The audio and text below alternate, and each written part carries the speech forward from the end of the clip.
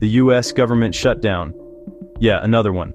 As of midnight on October 1st, 2025, the federal government officially shut down after Congress failed to agree on a funding bill. Well, I know why we're doing this, Mr. President. The Democrats' far-left base said jump, and Democrat leaders said how high.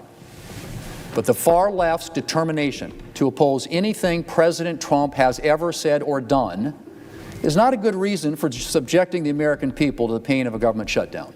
It's natural that people understand that Donald Trump and the Republicans want to shut down and Democrats do not. If this feels like deja vu, that's because it kind of is. This is now the 22nd shutdown since 1976. So, what exactly triggered this mess?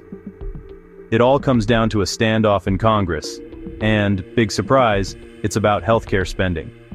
Democrats are insisting on continued support for programs like Obamacare and Medicaid, while Republicans, led by President Trump, want to keep funding levels flat and cut some health programs. Neither side blinked, so lights out, at least for some parts of the government. Let me paint a picture of what this means for regular folks. Hundreds of thousands of federal workers are either sent home without pay or forced to work without a paycheck until this is over. That means TSA agents, air traffic controllers, and Border Patrol are still on the job, but they're not getting paid for now. The mail is still delivered, Social Security checks still go out, and the military keeps operating. But national parks? Mostly closed. New small business loans? Paused. The CDC's public health updates? On hold. Even the jobs report that Wall Street loves? Delayed. And here's where things get extra tense.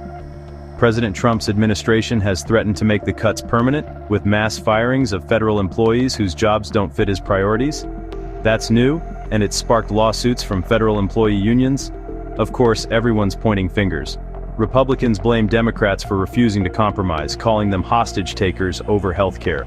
Democrats say Trump and the Republicans shut things down because they don't want to protect health coverage. Republicans are plunging America into a shutdown, rejecting bipartisan talks, pushing a partisan bill, and risking America's health care, worst of all. Democrats may have chosen to shut down the government tonight, but we can reopen it tomorrow. All it takes is a handful of Democrats to join Republicans to pass the clean, nonpartisan funding bill that's in front of us. The spin is everywhere, but here's the thing. Republicans actually control the White House and Congress right now, so this isn't just about who yells the loudest. It's about who holds the power.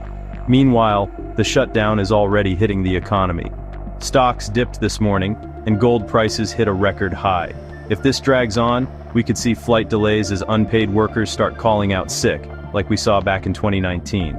And every day this lasts, billions get shaved off the US economy. So what's next? Honestly, nobody knows. The Senate is set to vote again, but don't get your hopes up. Congress is stuck, and Speaker Johnson has already sent lawmakers home for the week. Bottom line, this shutdown is about power, politics, and your tax dollars. And unless Congress figures it out, we're all stuck in the middle. If you found this breakdown helpful, hit subscribe for more explainers on what's happening in the world. And I'll see you next time.